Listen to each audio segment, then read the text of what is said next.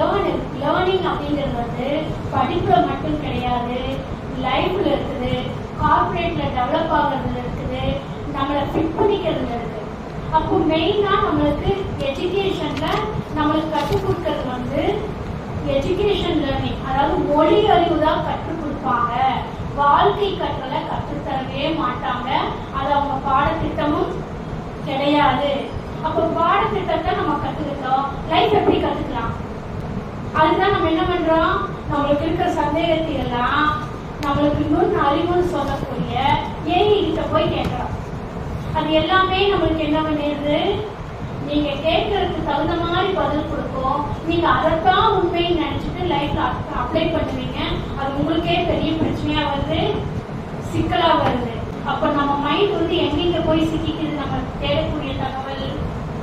அப்ப நம்ம என்ன நினைச்சுக்கிறோம், நம்மளுக்கு தெரிஞ்சது எல்லாமே மற்றவங்களுக்கும் தெரியும், நம்ம எப்படி புரிஞ்சு வச்சிருக்கிறோமோ அப்படிதான் மற்றவங்களும் புரிஞ்சுக்குவாங்கன்னு சொல்லி நம்ம சகம் ஃப்ரெண்ட்ஸ் கிட்ட பேசுறப்போ பல சிக்கல்களா வருது. அப்ப ஏஐ கிட்ட வந்து ஏஐ கிட்ட எப்படி கேட்கணும்னு இருக்குது. அது தெரியாம நீங்க கேட்டீங்கன்னா ஒவ்வொருத்தருமே ஒவ்வொரு இதுல சிக்கிக்கணும். தெரிஞ்ச தகவலும் கூட உங்களுக்கு பிளாங்க் ஆயிடும்.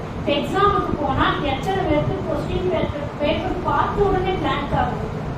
வெரி குட், பாத்தியா ஓப்பனா சொல்றாங்க, வெரி குட். இப்ப இவங்களுக்கு வந்து தெரியலேங்கிறது தெரிஞ்சுக்கிட்டாலே நீங்க சக்சஸ் ஆயிடலாம். அப்போ எஜுகேஷன் லேர்னிங்கிறது வந்து வெறும் படிப்பு மட்டுமல்ல, அதுக்குள்ள நீங்க என்ன புரிஞ்சுக்கிட்டீங்க, புரிஞ்சதை சொல்ல தெரியுதா, சொல்லதை நினைவு வைக்க முடியுதா, நினைவு வைக்கிறத எழுத முடியுதா, இத்தனை ப்ராசஸ் பண்ணாதான் அகாடமி லேர்னிங்ல நீங்க சக்சஸ் ஆக முடியும். அடுத்தது, ஒரு பெண்ணுங்கிற முறையில வீட்டுல வந்து அந்த குடும்பத்தோட நிலையை மாற்றக்கூடிய ஒரே சக்தி யாருக்கு இருக்கு? பெண்களாகிய இந்த உலகத்தையே மாற்றி அமைக்கக்கூடிய சக்தி இருக்கு. அந்த சக்தி படைத்த நம்ம எப்படி இந்த குடும்பத்தை தூக்கி நிறுத்த முடியும்னா திங்க் பண்ணணும். அந்த திங்கிங் வந்து உங்களுக்குள்ள இன்ட்ரோவென்ட்டா போச்சுன்னா வாழ்க்கையில சிக்கல் வரும். அதை ஒர்க் அவுட் பண்ணனா சக்சஸ் ஆக முடியும். நம்ம பெரும்பாலும் தெரிஞ்சதை எல்லாமே செய்யறதுக்கு சங்கடப்படுவோம், தட்டி கழிப்போம், பொறுப்பை ஏற்றுக்க மாட்டோம். இதனாலதான் பெண்களுக்கு மதிப்பீடு இல்லாம போகுது. ஒரு பெண்ணு வந்து நிறைய வீடுகள்ல பார்த்துருக்கோம், இந்த பெண் திருமணமாய் வீட்டுக்குள்ள வந்தாலும் பெரிய பிரச்சனை, குடும்பத்தையே பிரிச்சிருச்சு அப்படிங்கிறது கேள்விப்பட்டிருக்கோமா? நம்ம ஃபேமிலி நிறைய நடக்குதா? கல்யாணமாய் வந்தோடனே குடும்பத்தை பிரிச்சுட்டு போயிட்டாங்க. ஏன்னா அந்த பெண்ணு நம்மள மாதிரிதான் தெரிஞ்சதெல்லாம் கரெக்டு, தான் நினைச்சிருக்கிறது கரெக்டுன்னு மட்டும்தான் இருப்பாங்க. இந்த சமூகத்தோட அவங்களால ஒத்துழைத்து இருக்க தெரியாது. இது ஏன்னா அறிவு பற்றாக்குறை, அந்த பிரிச்சு பார்க்கக்கூடிய செயல் அவங்களுக்கு தெரியாது. அப்ப நம்ம லைஃப்ல எப்படி பிரிச்சு பார்க்கலாம் அப்படின்னா அதுக்குதான் பிஹேவியர் லேர்னிங் வேணும். அப்ப ஏஐ வேணுமா, நம்மளை இன்டெலிஜென்சி பண்ற ஹியூமன் இன்டெலிஜென்சி அதிகப்படுத்தி நம்ம லைஃப் ஸ்டைல டெவலப் பண்ணுமா? எது நம்மளுக்கு தேவை? ஏஐ வந்து அறிவியல் ரீதியில அறிவா பயன்படுத்திட்டு டெவலப் ஆகுது, கரெக்டா? ஆனா நம்ம அறிவியல கண்டாலே பிடிக்க மாட்டேங்குது. ஆனா அப்துல் கலாம் சார் வந்து ஒரு நல்ல தகவல் கொடுத்தாரு. கனவு காணுங்கள், தூங்க விடாமல் கனவு காணுங்கள், அதை ஜெயிக்க வைக்கும்னாரு. கரெக்டா நம்ம தப்பா கனவு காண்றோம், கரெக்டா? ஃப்ரெண்டு பேசலன்னு சொல்லி கெட்ட கெட்ட கனவா வருது, மிஸ் திட்டாங்கன்னு சொல்லி கெட்ட கெட்ட கனவா வருது. எத்தனை பேருக்கு நைட் படுத்தா கனவு வருது? பரவாயில்ல, நீங்க ஓப்பனா சொல்லலாம் எல்லாமா. ஏன்னா இப்ப நம்ம டிஸ்கஸ் பண்றது எல்லாமே ஒரு சைக்காலஜிக்கலா நம்மளை டெவலப் பண்ணிக்கிறது தான். இந்த பிரச்சனை எல்லாம் இருக்குதுன்னு நம்ம தெரிஞ்சுக்கிட்டோம்னா இதற்கான தீர்வு முறைகளை எடுக்க முடியும். இல்லைன்னா நம்ம உள்ளுக்குள்ளேயே வச்சுக்கிட்டு இன்னொன்னு கிரியேட் பண்ணிக்கிறோம். அப்ப பிஹேவியர் லேர்னிங் ஒண்ணு இருந்ததுன்னா அதுல நம்ம கிட்ட என்னென்ன தவறுகள் இருக்குதுன்னு தெரிஞ்சாதானே சரி பண்ண முடியும். இல்லைன்னா நம்ம நினைச்சது மட்டுமே சரின்னு நினைச்சு கரெக்டா தப்பா சண்டை பிடிச்சிட்டு இருக்கோம், கரெக்டா? இப்போ மிஸ் வந்து ஹோம்வொர்க் எழுதிட்டு சொல்றாங்க, கரெக்ட் தானே? ஆனா எழுதிட்டு வராததுக்கான காரணத்தை எவ்வளவு கிரியேட் பண்ணி அதை தப்பானதை கரெக்ட்னு சண்டை பிடிக்கிறோம். வீட்டுல அம்மா ஒண்ணு சொன்னா செய்யாத காரணத்தை சொல்லி தப்பா கரெக்டா சண்டை பிடிக்கிறோம். இதுதான் பிஹேவியர் லேர்னிங். இந்த பிஹேவியர் லேர்னிங்ல உங்களுக்கு என்னென்ன வேணும் அப்படின்னு பார்த்தோம்னா 2 டைப் ஆஃப் லேர்னிங் இருக்குது பிஹேவியர் லேர்னிங்ல. இதெல்லாம் நீங்க நோட் பண்ணிக்கலாம். உங்க லைஃப்ல நீங்க டெவலப் ஆகணும்னா வாழ்க்கை கற்றல் மிக மிக முக்கியம். 2 டைப் ஆஃப் பிஹேவியர் லேர்னிங் இருக்கு. போர்டம் பிஹேவியர் லேர்னிங், அடுத்தது ஹாஸ்டிலிட்டி. போர்டம்னா என்ன? போர்டம்னா என்ன? இப்படிதான் நம்மளுக்கு வார்த்தை தெரியும், அர்த்தம் புரியாது. எப்பவுமே ஒரு சலிப்பு தன்மையிலேயே இருக்கும். போர் அடிக்குதுன்னு போல. ஆனா ஹோம்ஒர்க் அவ்வளவு இருக்கும். அம்மா ஒண்ணு சொல்லியிருப்பாங்க, ஆனா போர் அடிக்கிறதுக்கு எதுவும் செய்யாம இருக்கும். அடுத்தது ஹாஸ்டிலிட்டின்னு சொல்றோம். வெறுப்பு தன்மையிலேயே இருக்கும். எப்பவுமே ஒரு வெறுப்பாவே இருக்கும். எதை சொன்னாலும் வெறுப்பா இருக்கும். கரெக்டா? அப்ப இதை நம்ம முறைப்படுத்தணும். நம்ம கிட்ட இருக்கிற தவறு எது, சரி எதுன்னு தெரிஞ்சு சரியை டெவலப் பண்ணணும். தப்பா இருக்கிறத சரி பண்ணி டெவலப் பண்ணணும். அப்பதான் வாழ்க்கையில ஜெயிக்க முடியும். இந்த பிஹேவியர் லேர்னிங்ல அகாடமி லேர்னிங் இருக்குது, கார்ப்பரேட் லேர்னிங் இருக்குது, ப்ரொஃபஷனல் லேர்னிங் இருக்குது, காம்படிட்டிவ் லேர்னிங் இருக்கு. இதுல மெயினானது நீங்க அகாடமி லேர்னிங்ல இப்ப இருக்கீங்க. இந்த அகாடமிக்கு அடுத்தது உங்களோட நடத்தை சார்ந்து இதை நீங்க சரி பண்றதுக்கு இந்த போர்டம் லேர்னிங், அதாவது சலிப்புத்தன்மை உங்ககிட்ட இதெல்லாம் இருக்குதான்னு பாருங்க. இதெல்லாம் நீங்க சரி பண்றதுக்கு நீங்க ஒர்க் அவுட் பண்ணணும். எதுவுமே தானா கிடைக்காது. பெரும்பாலும் நம்ம சொல்லிக்கிறது என்ன, எல்லாம் ஆண்டவன் கொடுப்பான். ஆண்டவன் என்னத்தை எல்லாத்துக்கும் எடுத்து கொடுப்பாரு, எல்லாமே படைச்சிட்டாரு. நம்ம தான் எடுத்துக்கணும். எடுத்துக்க தெரியல நம்மளுக்கு. தேவையற்றதை எடுத்துக்கிறோம், தேவையானதை விட்டுறோம். எதை எடுக்கிறதுன்னு தெரியாம நம்ம தேடிக்கிட்டே இருக்கிறோம். அப்ப தேடுதல்ங்கிறது நம்ம எதையை தேர்ந்தெடுக்கணும். அதுக்கு நல்ல நட்பு வட்டம் வேணும். அறிவு சார்ந்த சயின்டிஸ்டோட ஸ்பீச்சை கேட்கணும். நம்மளை முன்னேற்றிக்கிறதுக்கு அதுல இருந்து நீங்க அகாடமி லேர்னிங் படிச்சீங்கன்னா அதுல இருந்து என்ன தெரிஞ்சுக்கிட்டீங்கன்னா மேத்ஸ் அண்ட் சயின்ஸை லைஃப்ல அப்ளை பண்ணி ஒர்க் அவுட் பண்ணலாம். வீடு கூட்டுறது எல்லாத்துக்கும் தெரியுமா? கூட்டல் பெருக்கல். வீடு கூட்டுன்னு தான் சொல்றாங்க, வீடு பெருக்குன்னு தான் சொல்றாங்க. மேத்ஸ் அண்ட் சயின்ஸ் தான். எப்படி எந்த பொசிஷன்ல இருந்து எந்த பொசிஷன் போடலாம், அதே மாதிரிதான் இந்த போர்டம் லேர்னிங்ல உங்களுக்கு என்னென்ன வேணும்னா லோ மோட்டிவேஷன் இருக்கான்னு பாருங்க. அதாவது எதுலையுமே தன்னை முன்னிலைப்படுத்திக்கவே மாட்டாங்க. இப்ப ஹோம்ஒர்க் எழுதிக்குவான்னு சொன்னா லேட்டா மட்டும்தான் கொண்டு போவோம். யாராவது கிளாஸ்ல டீச்சர்ஸ் யாராவது ஒருத்தர் வாங்கன்னு சொன்னா போகவே மாட்டோம். ஆனா ஒரு வருஷத்துக்கு முன்னாடி போவோம். நம்மளுக்கு பிடித்த உணவு சாப்பிடறதுக்கு முன்னாடி போவோம். இந்த மாதிரி லோ மோட்டிவேஷன்ல அதிகமா இருந்துட்டு இருப்போம். அடுத்தது பார்த்தோம்னா எதை எடுத்தாலும் மறந்துடுவோம். இருக்கா? அந்த மறந்துட்டேன்னு சொல்லக்கூடிய செயல் நிறைய உங்ககிட்ட நடந்துட்டே இருக்கும். இது இருக்கான்னு பாருங்க.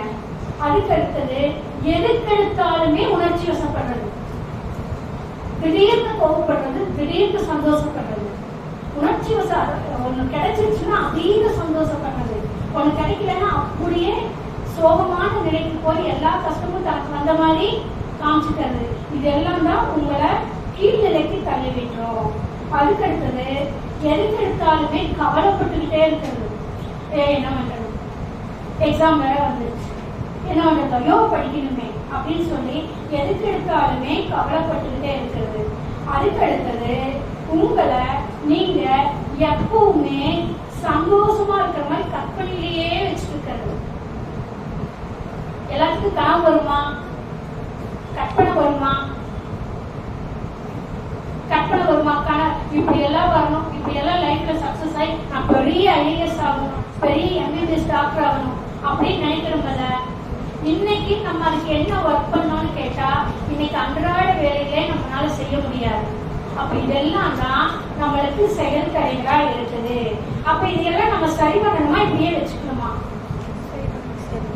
சரி பண்ணணும். அதுக்கு தான் எங்களை மாதிரி உங்க நிறுவனம் வந்து எங்களை மாதிரி இருக்கிற ப்ரொஃபஷனலை இன்ட்ரடியூஸ் பண்ணி வைக்கிறாங்க. அப்போ உங்களோட ரோல் மாடல் யாரு? இப்போ உங்க வீட்டுல வந்து ஒரு ரிலேஷன் இருக்காங்க, அது அத்தையா இருக்கலாம், சித்தியா இருக்கலாம், அண்ணனா இருக்கலாம், அக்காவா இருக்கலாம். அவங்க வந்து சாப்பிட்டு எப்பவுமே ரெஸ்ட் எடுத்துட்டு இருக்கிறாங்கன்னா நீங்க யாரை பார்த்து பழகுறீங்களோ அதுதான் உங்க கேரக்டரா, இதுதான் லைஃப் அப்படின்னு நினைச்சிட்டு ஃபிட் பண்ணிக்குவோம். அப்போ நம்ம ஒரு எம்பிபிஎஸ்ஸா வரணும், ஒரு ஐஏஎஸ் அதிகாரியா வரணும்னா ஹார்ட் ஒர்க் தேவை. அந்த ஹார்ட் ஒர்க் இருந்தா மட்டும்தான் நம்ம சக்சஸ் ஆக முடியும். அடுத்தது ஹாசிலிட்டின்னு சொல்றோம், வெறுப்பு தன்மை. எப்பவுமே ஒரு வெறுப்பு நிலையிலேயே நம்ம செயல்பட்டு இருக்கிறது. எதுக்கு வெறுப்பு வருது சொல்லு பார்க்கலாம். ஏன்னா நம்ம வந்து எப்பவுமே 4 பேருக்காக தான் வாழ்றோம். எப்படின்னு சொல்லுவாங்க, பக்கத்துல இருக்கிறவங்கள நம்மளை பத்தி என்ன நினைச்சுக்குவாங்கன்னு சொல்லி அவங்களுக்காக வாழ்றோம். நம்மளோட தவறுகள், நம்மளோட குறைகள் நம்ம தெரிஞ்சுட்டா சக்சஸ் ஆக முடியும். அதுக்கடுத்து இந்த ஹாஸ்பிட்டல எப்பவுமே ஆங்ஸைட்டி இருந்துட்டே இருக்கும். ஒரு பதட்டமான நிலை, இந்த பிஹேவியர் இதுல பதட்டமாவே இருந்துட்டு இருப்போம். ஒரு ஸ்கூலுக்கு போறதுன்னா ஒரு பதட்டம் வரும், வீட்டுக்கு வந்தா ஒரு பதட்டம் வரும். அடுத்தது எப்பவுமே ஒரு ஆக்ரோஷமா இருக்கும். ஒரு வேலை சொல்லிட்டா அம்மா வந்து வீடு ஊட்டுன்னு ஒரே வேலை தான் கொடுத்துருப்பாங்க. ஆக்ரோஷமா டென்ஷன் ஆயிட்டு என்ன பண்ணுவோம், செய்வதில்ல வருவதில்ல. ஏன் அவசரப்படுறீங்க? ஒரு தடவை சொன்னா என் மண்டையில ஏறிடுச்சு, ஏன் செய்யல? இதுதான் நம்மளோட நடத்தை பிரச்சனை, பிஹேவியரல் ப்ராப்ளம். நம்ம மைண்டுக்குள்ள போகும், ஆக்டிவேஷனுக்கு வராது. எப்பவுமே நம்ம வளர்ச்சி அடையணும்னா செயல்முறை செயல்படுத்தினால் மட்டும்தான் நம்ம டெவலப் ஆக முடியும். எதுவுமே செய்யாம நம்ம வளர்ச்சி அடையவே முடியாது. அதுக்கு அடுத்தது எப்பவுமே நம்ம கிட்ட ஒரு நல்ல கேரக்டர் இருக்கும். ஏதாவது ஒண்ணு கொடுத்தோம்னா என்ன சொல்லுவோம்? இப்ப வீட்டுல வந்து கெஸ்ட் வந்திருக்காங்க, வாங்கிட்டு வந்து உங்களுக்கு கொடுத்தாங்கன்னா என்ன சொல்லுவோம்? சூப்பர்னு சொல்லுவோமா, ஐயா எனக்கு இது பிடிக்கவே பிடிக்காதுன்னு சொல்லுவோமா? பெரும்பாலும் செகண்ட் ஒன் தான் சூஸ் பண்ணுவோம். கரெக்டா? ஏன்னா நம்ம மனசு இது வரைக்கும் அப்படிதான் எடுத்து வச்சிருக்குது. இந்த மாதிரி பிரச்சனைகளை எல்லாம் நம்ம தவிர்த்துட்டோம்னா நம்ம ஹியூமன் இன்டெலிஜென்ஸிய அதிகப்படுத்த முடியும். அடுத்தது பார்த்தோம்னா இந்த சமூகத்துக்கு பொருத்தமே இல்லாத வேலை செஞ்சுட்டு இருக்கோம். கரெக்டா தப்பா செய்வோம். இதெல்லாம் எதுக்கு அப்படின்னு சொல்லி மாற்றமா செயல்படுவோம். அப்போ அதையெல்லாம் தவிர்த்துட்டு சமூகத்துக்கும் நம்மளுக்கும் பிறருக்கும் பிரச்சனை வரக்கூடிய, சங்கடம் வரக்கூடிய, சமூகத்திற்கு பொருத்தமற்ற செயல்கள். அப்ப நம்ம கிட்ட இந்த மாதிரி பிரச்சனைகள் இருந்தா இதையெல்லாம் தவிர்த்துக்கணும். இப்ப பாருங்க, நம்மனால எல்லாத்துனாலையும் கேட்க முடியுதா? கேட்டத இப்ப யாராவது ஒருத்தர் எந்திரிச்சு, மேடம் இப்ப நீங்க இதெல்லாம் சொன்னீங்க, இதெல்லாம் நான் புரிஞ்சுக்கிட்டேன்னு சொல்லுவாங்களா? யாராவது ஒருத்தர் எந்திரிச்சு சொல்லுங்க முடியல. இதே மாதிரிதான் எல்லாத்துக்கும் எல்லாமே கேட்க தெரியும், புரிஞ்சுக்க தெரியாது. அதனால நம்ம இனிமேல் என்ன பண்ணணும்னா வீட்டுல இருக்கிற பேரண்ட ஃபர்ஸ்ட் நம்ம புரிஞ்சுக்கணும். பேரண்ட் நம்மள புரிஞ்சுக்கணும்னு சொல்லி ஒர்க் பண்ணக்கூடாது. இது வரைக்கும் என்ன பண்ணோம்? என்னை பேரண்ட் புரிஞ்சுக்கணும், நான் என்னை புரிஞ்சுக்கணும். நான் எவ்வளவு கஷ்டப்படுறேன், எவ்வளவு கஷ்டப்பட்டு ஸ்கூலுக்கு போறேன், எவ்வளவு ஹோம்ஒர்க் தர்றாங்க, இவ்வளவு ஹார்ட் ஒர்க் பண்றேன், நேரம் தெரிஞ்சிருக்கிறேன், என்னை யாரும் புரிஞ்சுக்க மாட்டேங்குது, இப்படிதான் சண்டை பிடிக்கலாம். இதே பேரண்ட் எவ்வளவு ரிஸ்க் எடுத்து உங்க மேல இன்வெஸ்ட் பண்ணி பொருளாதாரத்தை கொடுத்து உங்களோட தேவைகளை எல்லாம் நிறைவேற்றி உங்களை ஒரு லைஃப் ஸ்டைல் கொண்டு வரணுங்கிறதுக்காக ஹார்ட் ஒர்க் பண்றாங்க. அவங்க என்னைக்காவது புரிஞ்சுக்கிறோமா? அதனால இதே மாதிரிதான் வீட்லயும் இருப்போம். எதையுமே பார்ப்போம், தெரிஞ்சுக்குவோம், கஷ்டத்தை உணர முடியாது. அந்த உணரும் தன்மை குறைஞ்சிடும். ஏன்னா நம்ம என்டர்டைன்மெண்ட்லயே போயிட்டு இருந்தா, இனிமேல் நம்ம வாழ்க்கையில என்டர்டைன்மெண்ட் வேணுமா, ஃபிட்னஸ் வேணுமா? ஏன்னா நம்ம கிட்ட எல்லாமே இருக்குது. நம்மளுக்கு வேணுங்கிறத நம்ம தான் செலக்ட் பண்ணணும்.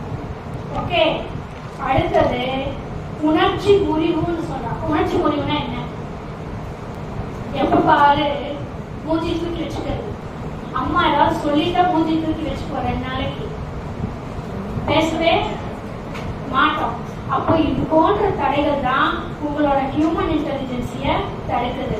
அடுத்தது ஆபத்தான நடத்தைகளை நம்ம செயல்படுத்துது. இதெல்லாம் நம்ம லைஃப்ல டெய்லி நடக்கக்கூடியதுதான். இதெல்லாம் நடக்காம இருக்கா? டெய்லி அன்றாடம் நடக்கிறது தான். அப்ப இது எல்லாம் சரி பண்றதுதான் அறிவு ரீதியில நாங்க பல கைடன்ஸ் கொடுத்துட்டு வரோம். அப்ப ஆபத்தான நடத்தைகள் என்னன்னா, இப்போ ஒண்ணு நடந்துருச்சுன்னா அந்த இடம் பொருள் தெரியாம எதுவுமே தெரியாம நம்ம ஒரு சிக்கலான, இப்போ கரண்ட்ல ஒயர்ல கைப்பட்டா ஷாக் அடிக்குன்னு தெரியும். இந்த மாதிரி ஒவ்வொரு செயல்பாட்டிலையும் அதோட சீரியஸ்னஸ் தெரியாம நக்கல் பேச்சு அதிகமா பேசுறது, கமெண்ட் பண்ணி பேசுறது, டீச்சர் கிளாஸ் எடுத்தா கமெண்ட் பண்றது, அம்மா ஒண்ணு சொல்லிட்டாங்கன்னா பேக்ல உட்காந்து அந்த வார்த்தையை சொல்லி கமெண்ட் பண்ணி சிரிக்கிறது. இந்த மாதிரி இருக்கிறதால ஆபத்தான செயல்பாடுகள் இப்போ உங்களுக்கு தெரியாது, கொஞ்ச நாள் கழிச்சு இது பழக்கமா மாறி இருக்கும். இதெல்லாம் நம்ம மாத்திக்க வேண்டியது இருக்குது. அடுத்தது மாத்தி மாத்தி பேசுறது. எதையுமே ஸ்ட்ரைட்டா பேச தெரியாம மாத்தி மாத்தி, இப்ப சூழலுக்கு தகுந்த மாதிரி மாத்திக்குவாங்க. சாப்பிட்டியா? நான் சாப்பிட்டேன். அதே கொஞ்ச நேரம் கழிச்சு சாப்பிட்டேன். இல்ல ஒண்ணுமே சாப்பிடல, இல்ல கொஞ்சோண்டு சாப்பிட்டேன். இப்படின்னு ஒண்ணு மாத்தி மாத்தி ஒவ்வொரு செயலுக்குமே நடந்துட்டு இருக்கோம். இந்த மாதிரி செயல்பாடுகள் இருந்தா இதையெல்லாம் நம்ம மாத்திக்கணும். அடுத்தது எப்பவுமே உள்ளுக்குள்ள ஒரு கால்குலேட் பண்ணிட்டு அதுக்குள்ள போராடிட்டே இருக்கிறது. நம்மளே ஒண்ணு திங்க் பண்ணிக்குவோம், அது சரின்னு சொல்லிட்டு அதுக்குள்ளேயே நடந்துட்டு இருப்போம். வெளியில இருக்கிற உண்மைத்தன்மை நம்மளால எடுத்துக்க முடியாம உள்ளுக்குள்ள போராடிட்டே இருக்கிறது. அப்ப அதையே நம்ம மாத்திக்க வேண்டியது இருக்கு. அடுத்தது எரிச்சல் ஊட்டும் நடை. எப்பவுமே நம்ம செய்யறது யாராவது ஒருத்தருக்கு எரிச்சல் படுற மாதிரியே இருக்கும். கிளாஸ் மிஸ் நீங்க செய்யறத பார்த்து எரிச்சல் அடிவாங்களா? அம்மா நீங்க செய்யறது பார்த்து எரிச்சல் அடிவாங்களா? ஒன்னு சொன்னா உருப்படியா ஒண்ணுமே செய்ய தெரியாது அவங்களுக்கு சொல்றாங்களா? எத்தனை தடவை உனக்கு சொல்றதுன்னு சொல்றாங்களா? அப்போ இந்த மாதிரி நம்மளுக்கு அன்றாட வேலைகள் கூட செய்ய தெரியாம இருக்கிறதுனாலதான் பல சிக்கல்கள். ஏன் பெண்ணுக்கு நுண்ணறிவு அதிக ஆண்களை விட. ஒரு பெண்ணுனால அதிகபட்சம் ஒரு தகவலை கேட்டாங்கன்னா ரொம்ப அதிகபட்சமா 45 நிமிஷம் தான் தனக்குள்ள வச்சிருக்க முடியும். அதுக்கு மேல வச்சிருக்க முடியாது. யாராவது ஒருத்தர்கிட்ட புலம்பிடணும், இல்லைன்னா அவங்களால தாங்கிக்க முடியாது. இது நான் சொல்ல ஆராய்ச்சி சொல்றேன். அப்போ ஒரு நாளைக்கு எத்தனை மணி நேரம் நம்ம பேசுறோம், எத்தனை தேவையில்லாத தகவல் எல்லாம் கேட்கிறோம். இதெல்லாம் முறைப்படுத்தணுமா, இல்ல பேசி பேசி காலத்தையும் நேரத்தையும் வீணடிக்கணுமா? சரியா? இதெல்லாம் மாத்திக்கணும் நம்ம. அடுத்தது தன்னைத்தானே காயப்படுத்திக்கிறது. இப்ப வீட்டுல ஏதாவது சொல்லிட்டாலோ, தனக்கு பிடிச்ச மாதிரி நடக்கலைனாலோ தன்னைத்தானே கஷ்டப்படுத்திட்டு காயப்படுத்திக்கிறது. எனக்கு வாங்கி கொடுக்கல அப்படின்னு சொல்லி, கூட பிறந்தவங்களுக்கு வாங்கி கொடுத்தா எனக்கு ஏன் கிடைக்கல அப்படின்னு சொல்லி. அப்போ இந்த மாதிரி நடத்தி எல்லாம் தான் பிஹேவியர் லேர்னிங் சொல்லணும். இது கிளாஸ்ல ஏதாவது அகாடமி லேர்னிங்ல வருதா? இதெல்லாம் வாழ்க்கையில நடக்கக்கூடியது. அப்ப இது எல்லாம் மாத்திக்கிட்டா நீங்களும் சாதனை பெண்கள் தான். நம்ம ஒரு கட்டாயப்படுத்தினாலோ ஒரு கம்பல்சன்ல உங்களால ஒரு வேலையை செய்ய முடியும்.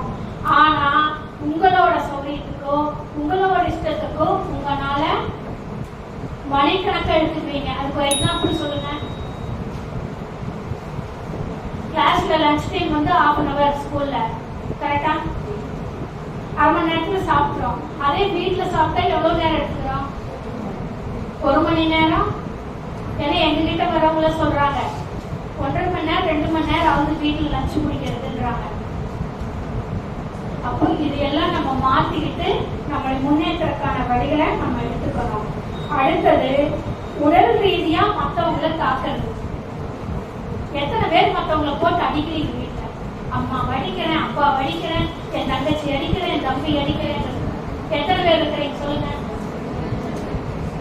Very good. ஒருத்தர், 2, 3. சரி, இது எல்லாமே நம்மளோட இயலாமை, தெரியாமை, புரியாமை. ஏன்னா எந்திரிச்சு சொல்லுனா யாருனாலையுமே முடியாது. ஆனா பக்கத்துல நம்மளால பேச முடியும். ஏன்னா கவனிக்க முடியல.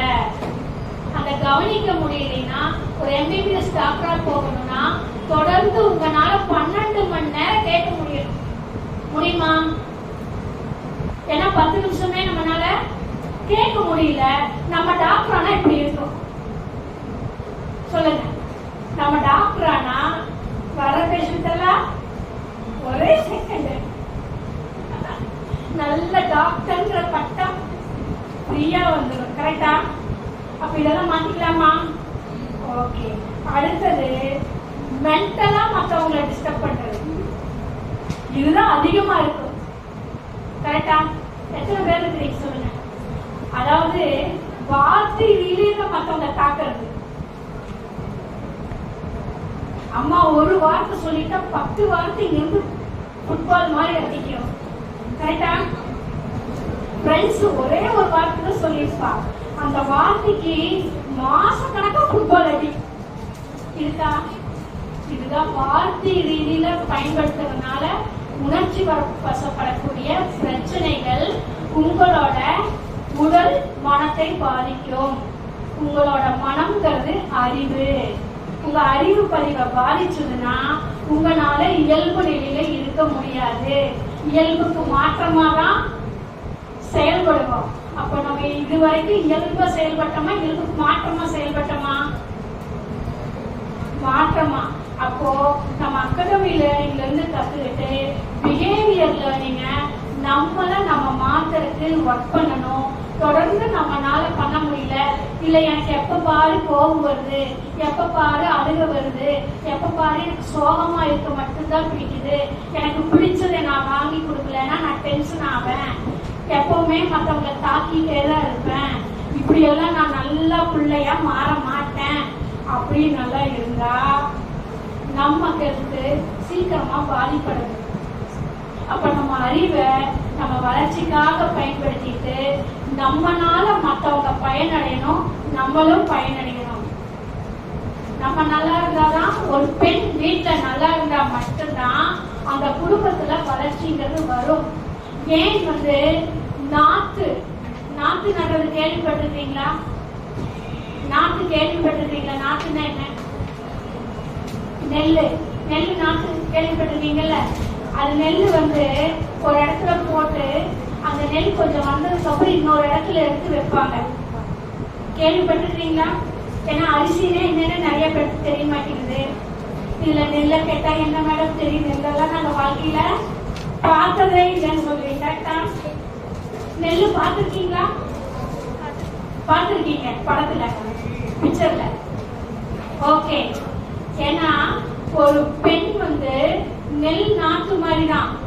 உங்க பிறந்த வீட்டுல இருந்து இன்னொரு புகுந்த வீட்டுல போய் வளர்ச்சி கொடுக்கக்கூடியது ஒரே சக்தி பெண் ஆற்றல் தான். அப்போ நம்ம அறிவு எப்பவுமே கோவப்பட்டுட்டு எப்பவுமே டென்ஷன் ஆயிட்டு இருந்தா நம்ம இயல்புக்கு மாற்றமா செயல்பட்டா வளர்ச்சி வருமா? அடுத்த டிஎன்ஏ நம்மளுக்கு மாதிரியே ஜெராக்ஸ் அவங்க நிற்கும். அப்ப நம்மளை நம்ம சேஞ்ச் பண்ணிக்கணும். நம்ம கிட்ட இருக்கிற தவறெல்லாம் நம்ம தெரிஞ்சா மட்டும்தான்.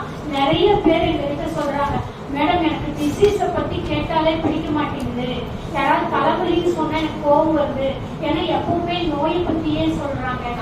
ஏன்னா அவங்களுக்கு தாங்கும் திறன் இல்லை. அப்ப அந்த தாங்கும் திறன் இருந்தாதான் வாழ்க்கையில ஜெயிக்க முடியும்.